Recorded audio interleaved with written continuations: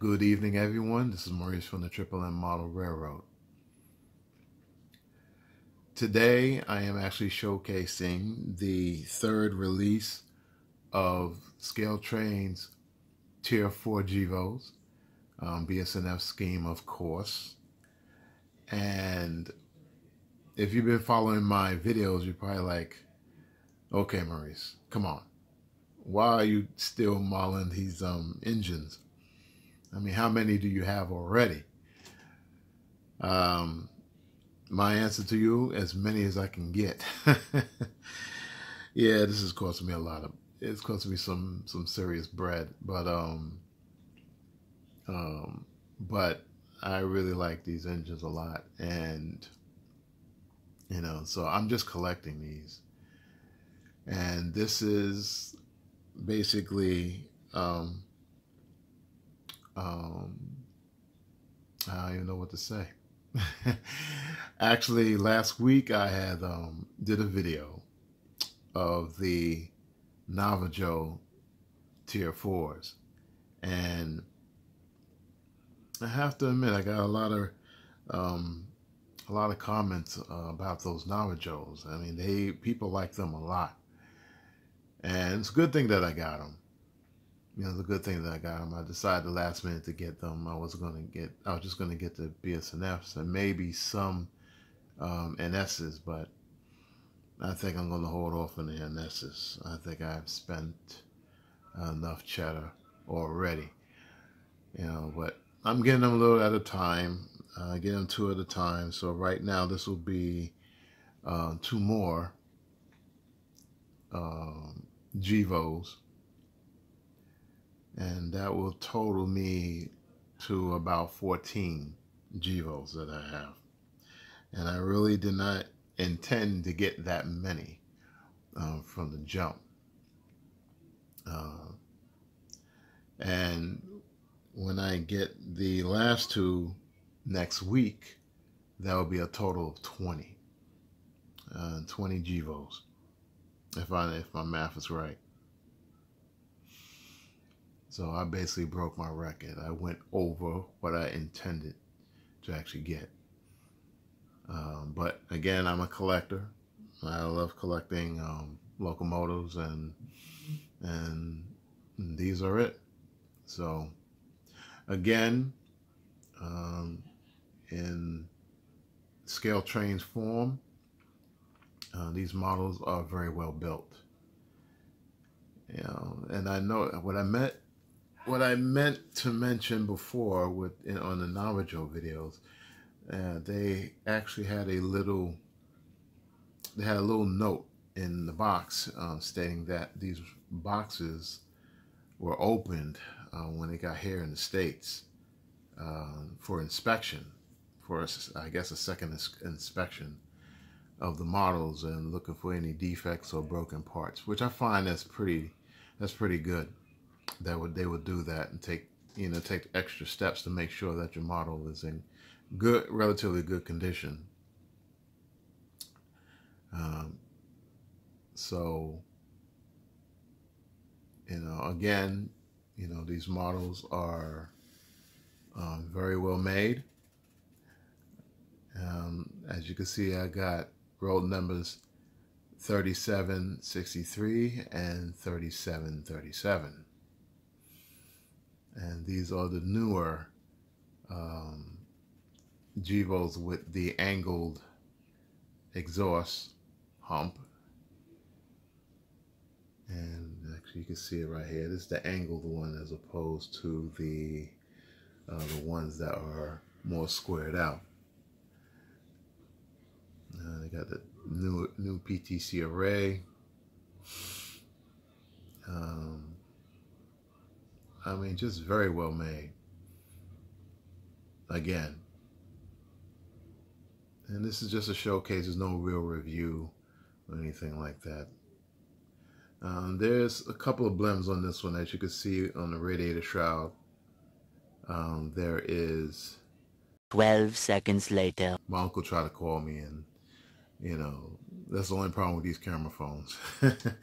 When somebody calls you, it just stops the video.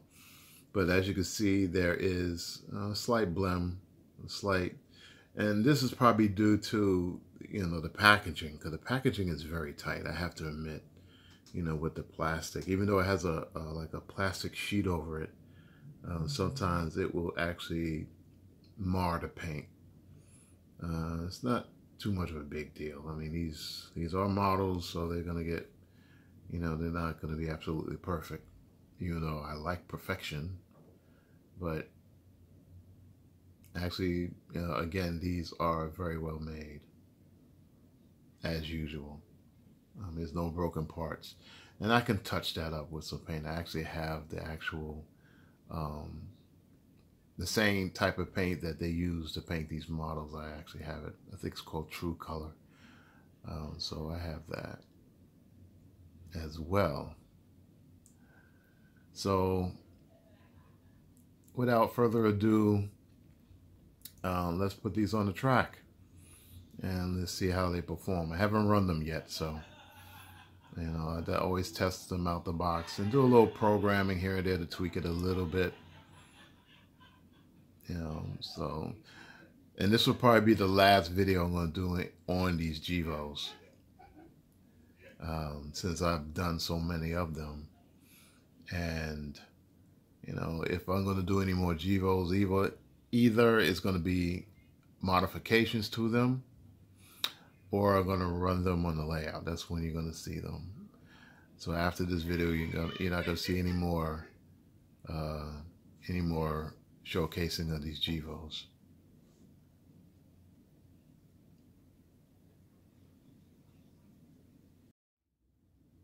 Okay, I have the engines on the rails, as you can see, and I was testing these out, and they run fine. I mean, they run pretty good, as always. These have the version 5 decoders by ESU, and you know, so far so good. I mean, I'm still learning how to program the version 5s. You know, just dicking around with it and seeing what can be done with them. And I mean, there's no real documentation yet. Matter of fact, I got to check the ESU website to see if they have any documentation in English. Currently, they have instructions on which are in Dutch. So that kind of defeats the purpose. I don't understand Dutch.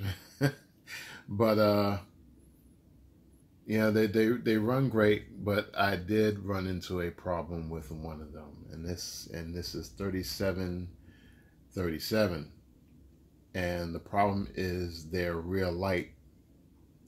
The rear light doesn't work, and it seems this is like maybe the second or third time that I had an issue with ScaleTrain with their lights. And probably the problem from what I've seen is that the wiring that they use, the gauge of wiring, is very thin. It's like the thinnest I've seen, or one of the thinnest I've seen in any model. And they have a tendency to actually not break, but they kind of, like, from the soldering, it kind of dislodges from the soldering. Now, I'm not sure if this particular model is actually made the same way as the Dash 9s. The Dash 9s has, they've done their lighting a little bit different. They have these contacts that's on the chassis and on the body or the shell itself, and the lights are basically in more or less in their housing. But I'm not sure about these. I will have to take the model apart and see if that's the case, or it's just basically the original chassis. I wouldn't think that they changed it. I don't think so. I think that would require new tooling for these models, so which is very expensive. These molds for these models are incredibly expensive. So making these changes would be a Herculean task. I mean, the Dash 9 is basically a new model, so there's new tooling and and newer technology. So so one day they may actually tool this differently. They're probably gonna add maybe walkway lights like the Dash 9s. I mean, that would be kind of cool. But yeah, again, the lights in the rear don't work for this one. This engine 3763 on the other hand, it works pretty damn good.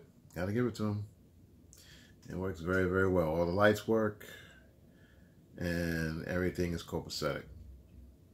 So let's get started with these.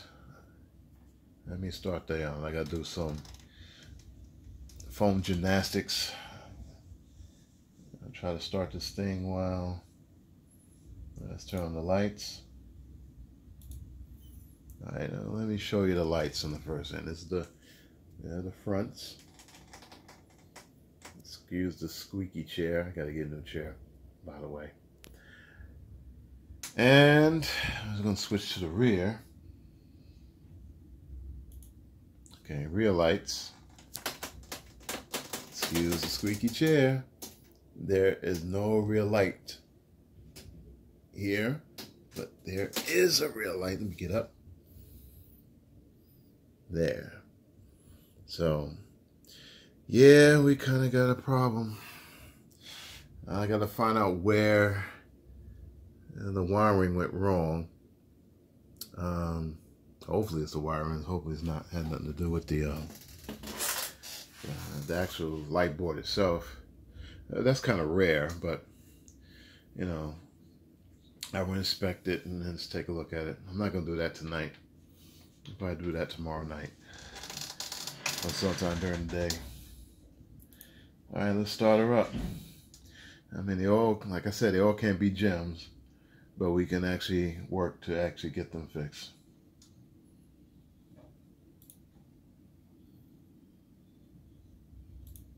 Okay, I hit the wrong button.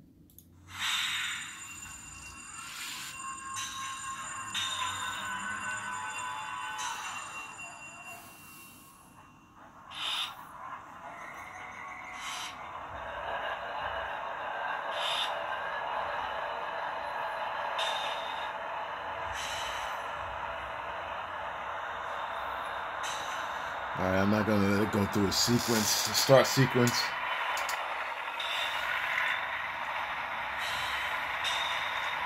All right, switching to reverse. And let it roll.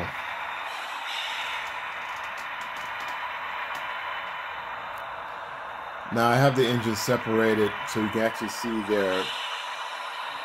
how precise their motor control is.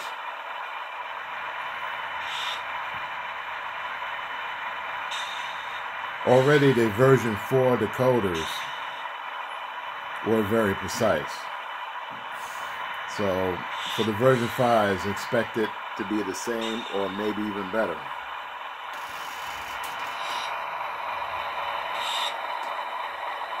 This is at speed step 1.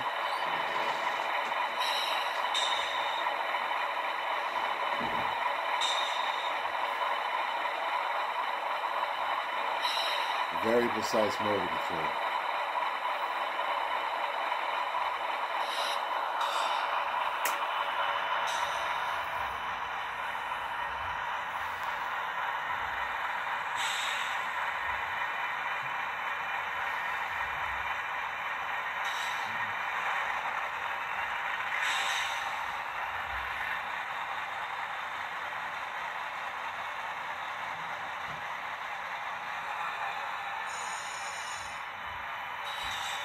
Let's go forward.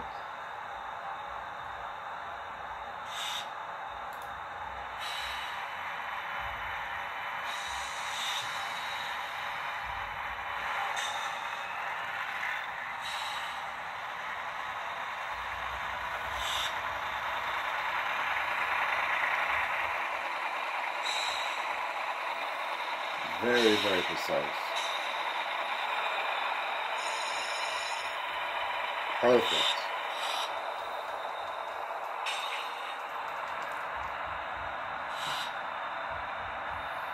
All right, let's shut it down.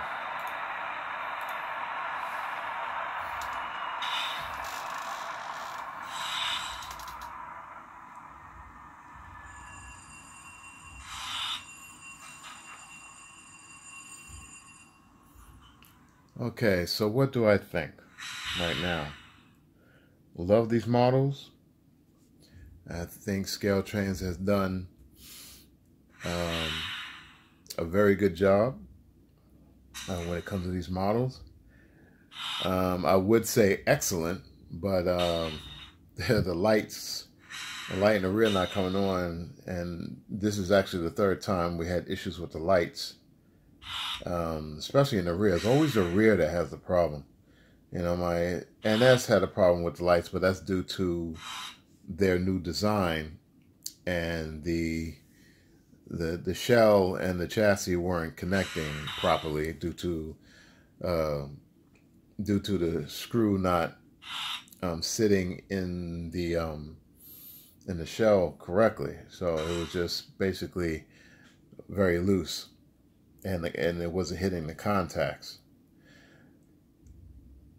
You know, for this model, again, I got to take it apart. Most likely it's the original design. Basically, I have to check the wiring to see, you know, if there's a broken wire or not. You know, so I can just, you know, basically solder it back on and call it a day.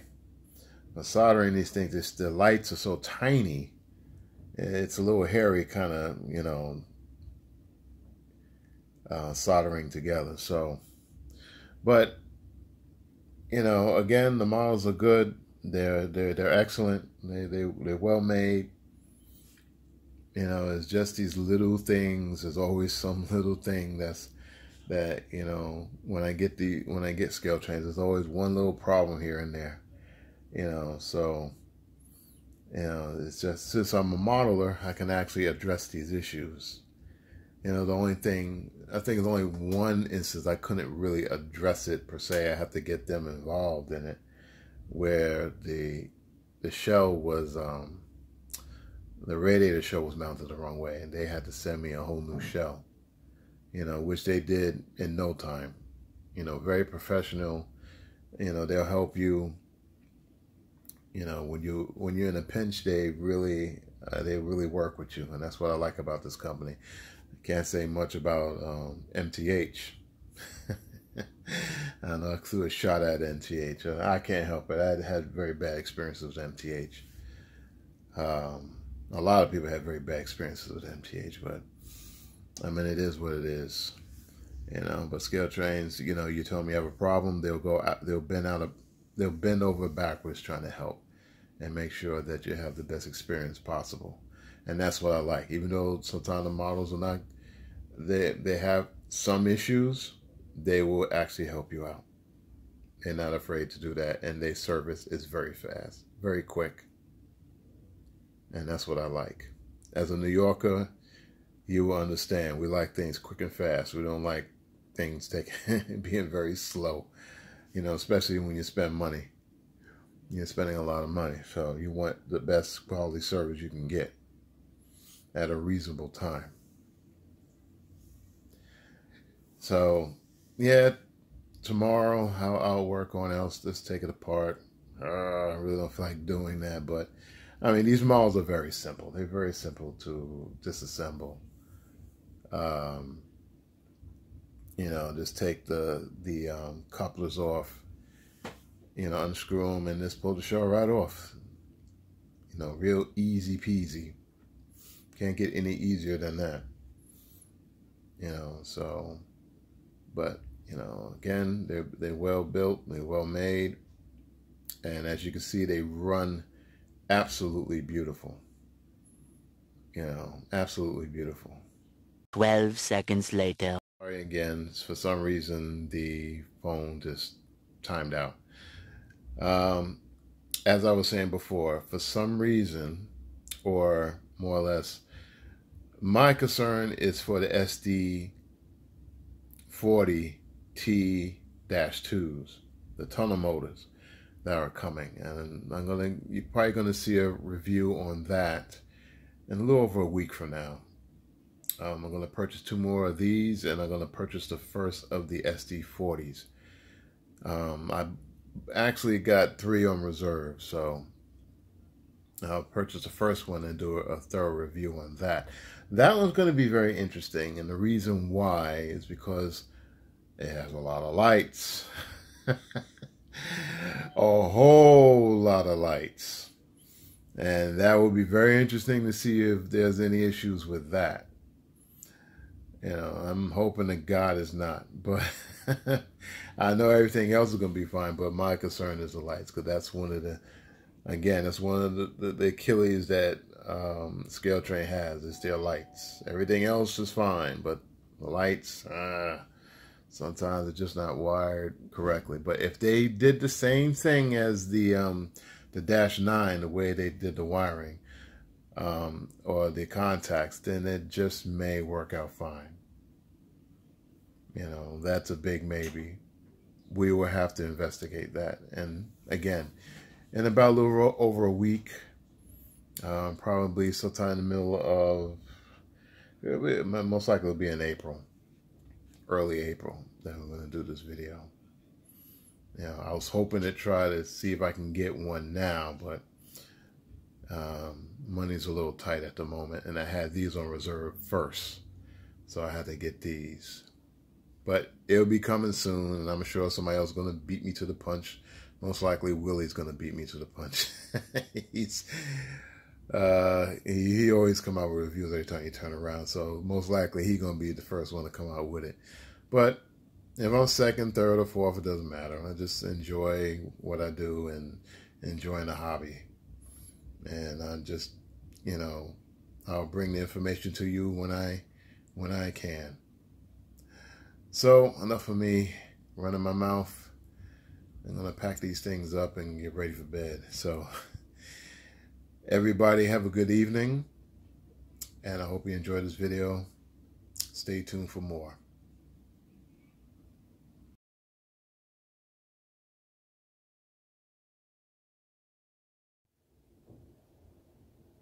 It appears that the fix was a little bit easier than anticipated.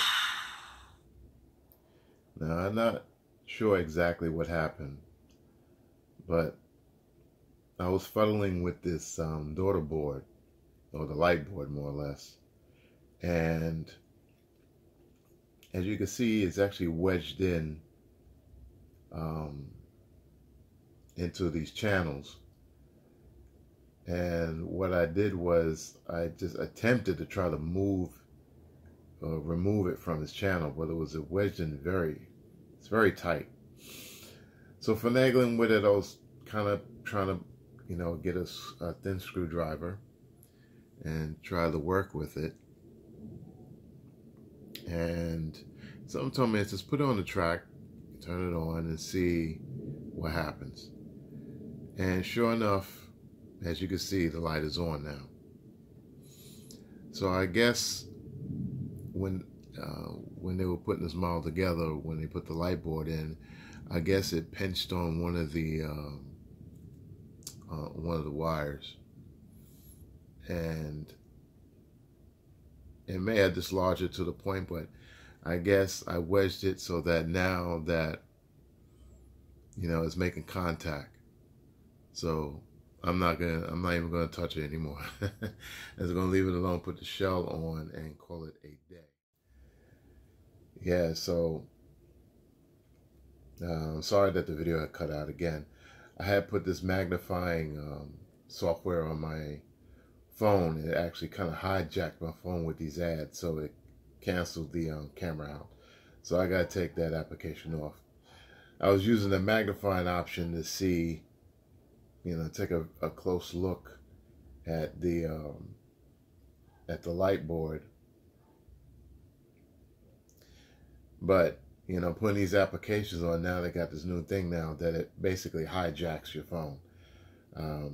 You can use the application, but what happens is an ad will just pop up and just totally take over your phone. So I got to take out. I mean, it was bad enough that you see the side ads, which was too much of a big deal. But now they're hijacking your phone, and I think that's pretty rotten, if you ask me. So I'm going to take out the magnifying application altogether, even though it worked very well. But that's about it. So I got the light to work. I'm going to put the shell on, put everything together, and that's it. Everybody enjoy your day.